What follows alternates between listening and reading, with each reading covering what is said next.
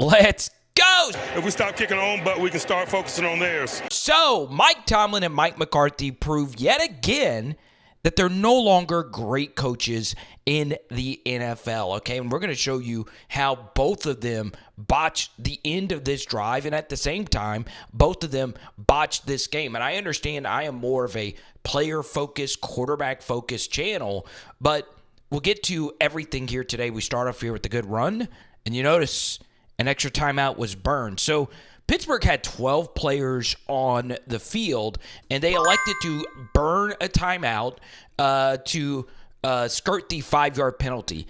That is a bad timeout taken, okay? That's the first mistake that Tomlin made. I'd rather give up the 5 yards and keep that timeout in your back pocket, because if they score, you want as many timeouts as you possibly can to drive back down.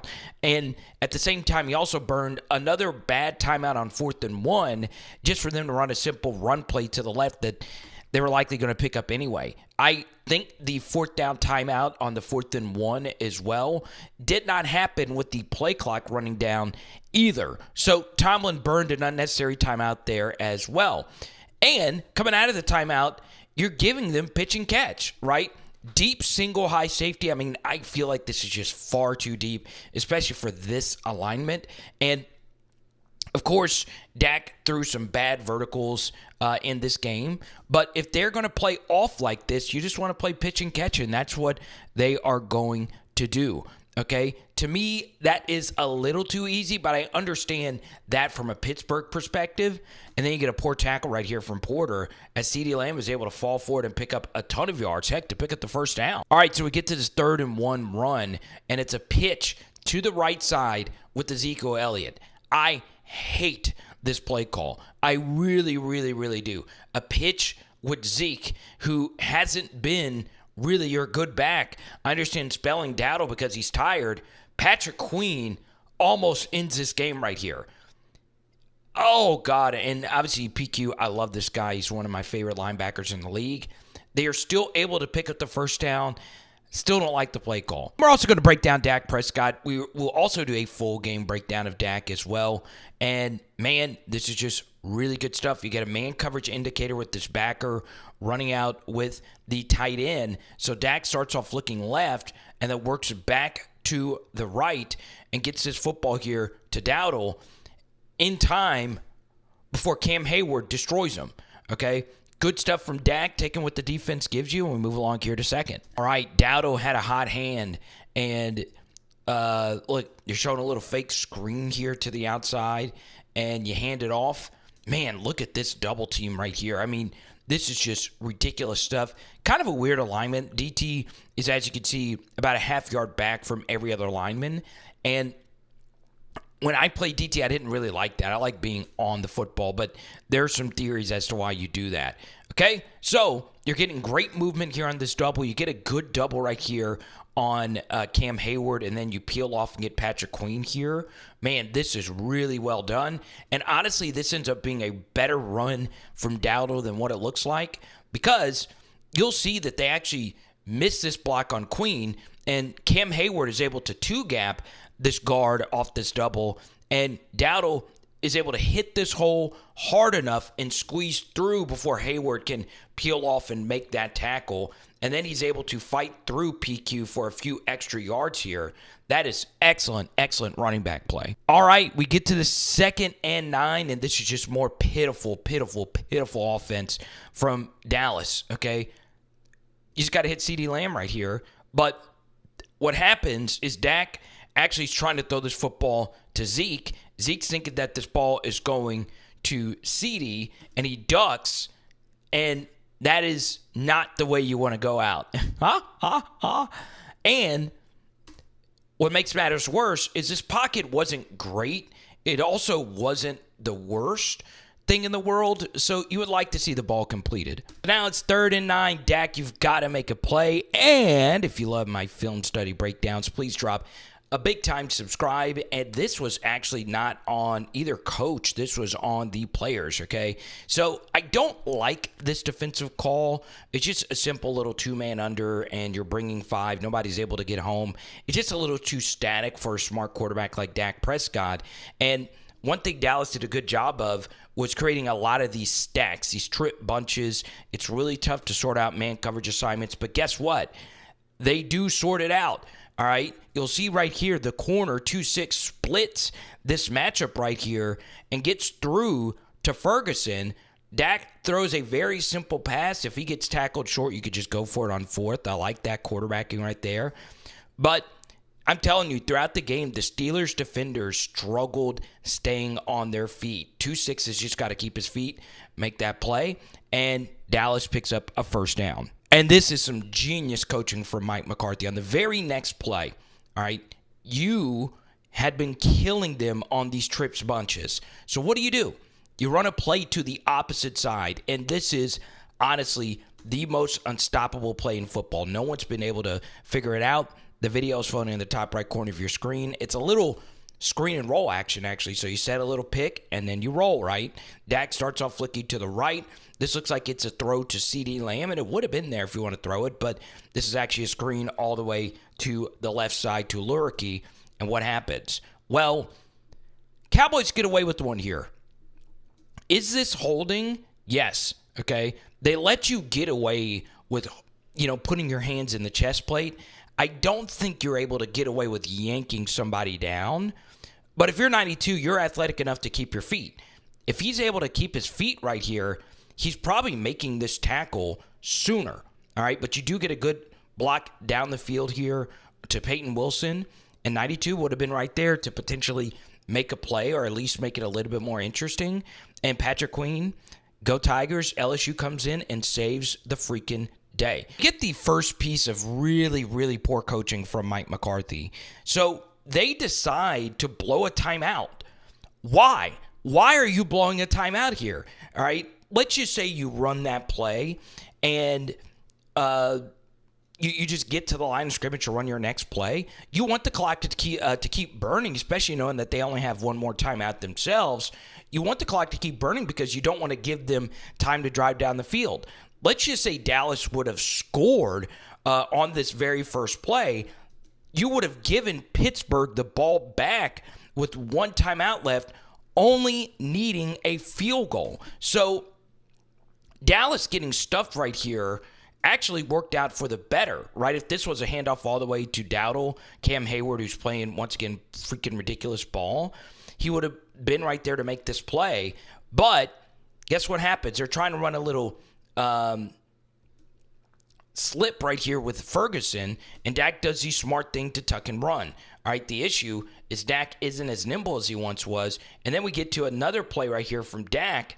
This ball was dangerously close, going through the back of the end zone for a game-ending touchback. The next thing here is they do review it, and they determine that Dak Prescott was indeed tackled inbounds right here. So the clock should have never stopped, right? They determined he had possession before the ball went out. At least that's the way I understand it.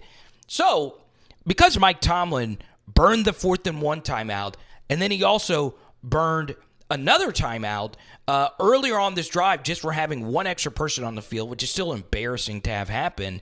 Guess what? They only have one timeout left. So now the Cowboys and the Steelers could elect for a 10-second runoff. And that's what the ref was explaining here, okay? So the clock was at 47, and now it goes to 37, okay, or 36. So Pittsburgh elected to not take the 10-second runoff. Dallas smartly also did not elect to take the 10-second runoff. Now, this is where it gets worse if you're a Cowboys fan. Okay, so now we get to here. What is Mike McCarthy thinking here on so many different levels? The first is, why bring everyone in tight? Okay, you have been running the football well with Rico Dowdle, all right? Just in regular personnel. There's no need to bring in an extra tackle and take CeeDee Lamb, your best player, off the field. Tolbert had been having a good game as well, and just tighten everyone in. That's what the Steelers want you to do, right? So they can have a guy kamikaze in here and make the play.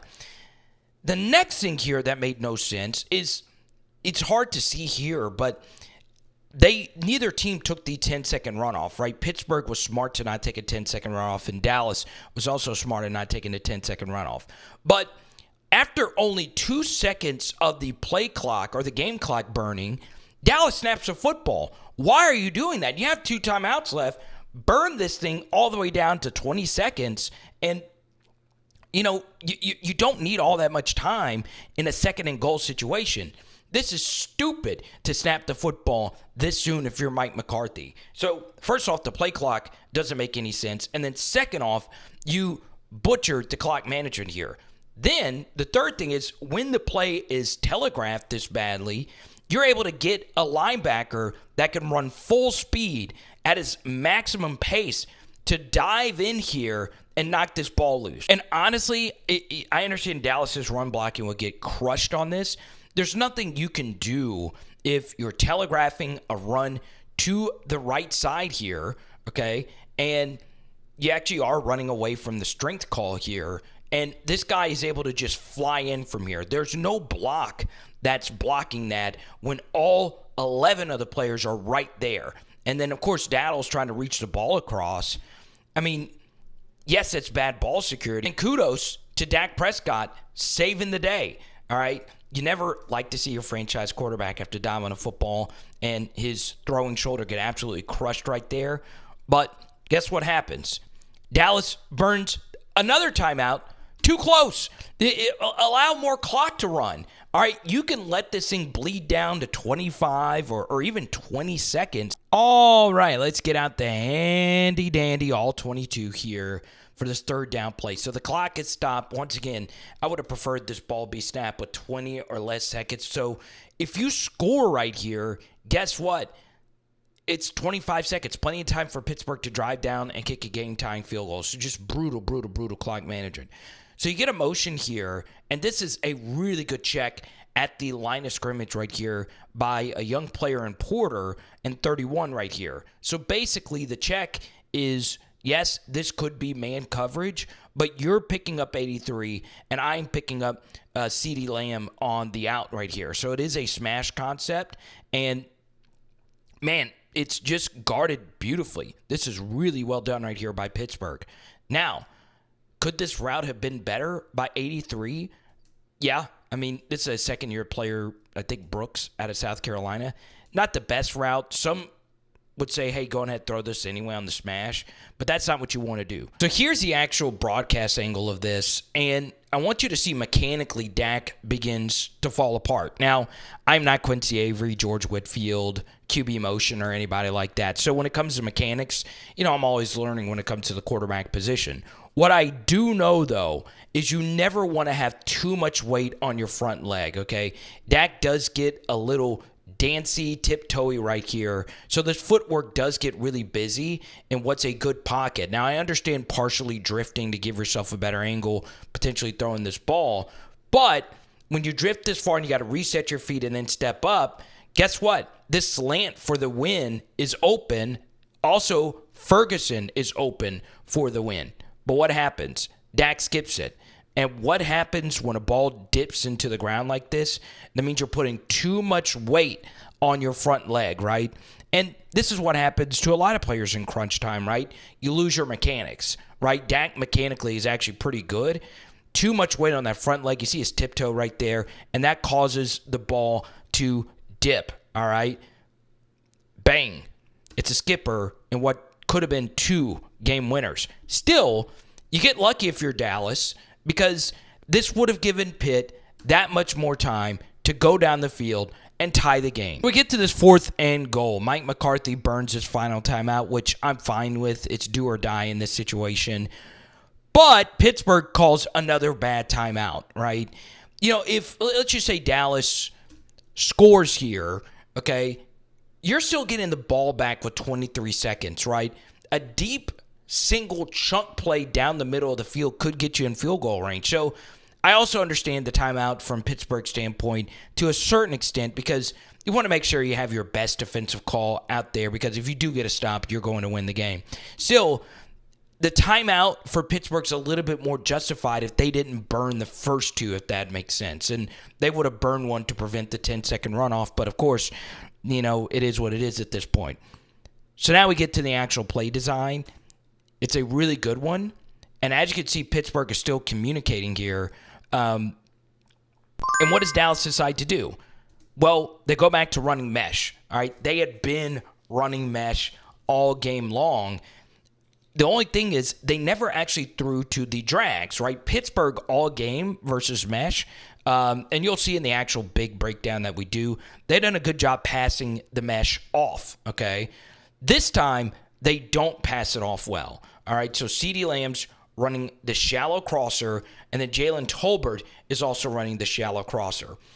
Dallas gets a little unlucky that at the snap, one of their best receivers in the game after the chip gets thrown down to the ground by TJ Watt, and Ferguson is out of the play basically. So Dallas only has 3 receivers running here against 4 DBs. They just don't pass it off, okay? 31 runs with CeeDee Lamb, and, well, he doesn't pick up Tolbert on the drag. The protection here is really good. Dak is drifting a lot. I never, ever, ever mind when a quarterback is drifting versus mesh, okay? Normally, you don't want a quarterback to drop this far back, but all Dak's trying to do is buy as much time as he possibly can for Tolbert to clear out here. So it also, if you drift this way, it gives you a better angle to throw into the space. So when Dak sees this, he knows that this ball is going to be thrown to Tolbert no matter what. And guess what? 31 is not able to pick up Tolbert crossing. 25, Ryan Clark back here, is thinking that someone else is going to pick up Tolbert, and so he has to work over the top of both of these guys. And this is a gravity at CeeDee Lamb, one of the best receivers in the NFL creates, right? 31 is so concerned with CeeDee Lamb, he can't get over here to Tolbert, and it's just too late, all right?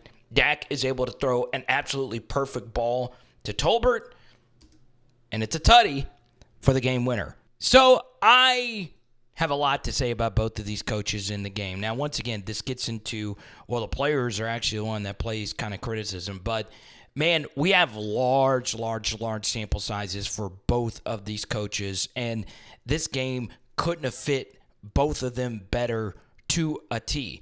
Starting with Tomlin, the actual loser of this game, and we'll get into Mike McCarthy here in a second. They were outgained by over 200 yards in this game, and anyone could see through the Steelers' 3-0 start. All right, they didn't have good yard per play numbers. They had been outgained, and they get outgained here. This has basically been every Mike Tomlin team of the post-Roethlisberger era, and I understand he's never had a losing record and all that stuff, but really poor timeout management. Tomlin has had some really bad punts. And even outside of this game, some bad playoff losses mixed in there as well. Mike, this would have been an ugly loss, a really, really bad one. And a lot of it would have been on Dak, too, with the turnover issues he had in this game. But this was brutal management at the end of this one. So, man, it doesn't matter how you cut it. There's other things in this game. I mean, 12 players on the field for the Steelers, a big Jalen Tolbert deep shot. Guys are still communicating at the snap, blown coverages. I mean, I think Tomlin's been on the downturn for quite some time, and I even see some prominent fans of the Steelers not be happy with it. So, everything is still in front of you if you're Pittsburgh. Obviously, it's still a really talented division. But now, if you want to see some actual elite quarterback play, bang, check out this film study right here, okay? It is Power Hour NFL, boom! And tonight, we are doing pulled pork sandwiches. Let's go!